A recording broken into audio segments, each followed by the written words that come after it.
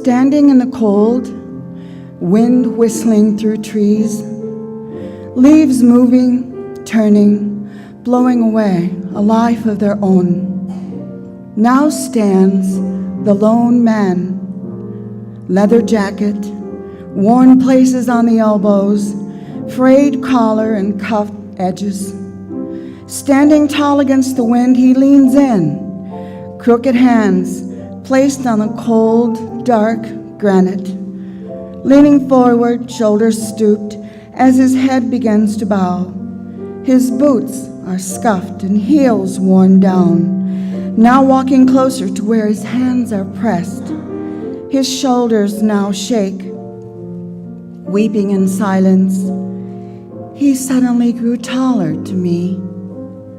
Here, this lone man, in the sunlight and wind, begins to bend, possibly remembering a time when this person in his life spent time together, laughing, talking, yes, even praying, a time discussing this country, our history, our honorable leaders, a time when this country was new, like a young child, a new child with new beginnings, new shouts for freedom, a restlessness to be the best and the first.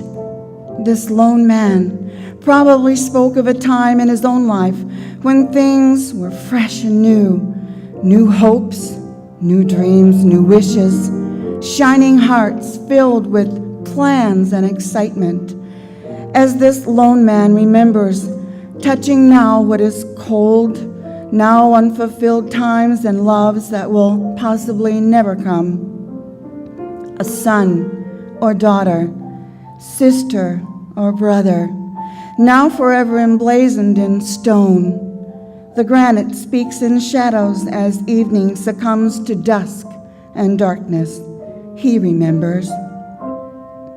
As he remembers his past, remembers also patriotic songs, as he remembers the marches into fields unknown, looking upward, seeing flyers overhead, or ships leaving port to foreign lands, a filter like sand in a sieve, each grain a memory now, memories sliding down, gathering around his feet that are and that once carried him to distant lands, fighting for our freedom and beliefs, belief in what this country and its people fought and died for. The lone man who embodies all who have fought the fight, walked the walk, stood tall and marched, who spoke and cried for freedom, honor, dignity, what this country stands for, protecting our history. The lone man cries, as he, the lone man, stands visibly shaken, silent, unmoving, head still bowed. His lips begin to move. As he prays, shudders still, as he visibly stands in pain. Silently, my prayers join in, and from a distance, taps are heard.